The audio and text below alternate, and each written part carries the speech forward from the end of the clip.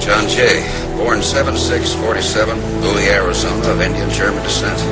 Joined the Army age 6/64, accepted Special Forces specialization, light weapons.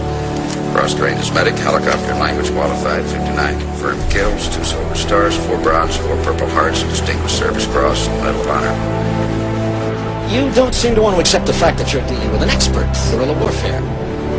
With a man who's the best. With guns, with knives, with his bare hands. A man who's been trained to ignore pain, ignore weather, to live off the land, to eat things and to make the billy goat puke. In Vietnam, his job was to dispose of enemy personnel, to kill, period. Win by attrition. We didn't make you this fighting machine. We just chipped away the rough edges. You're always going to be tearing away at yourself until you come to terms with what you are. A full-blooded combat soldier. Until you come full circle.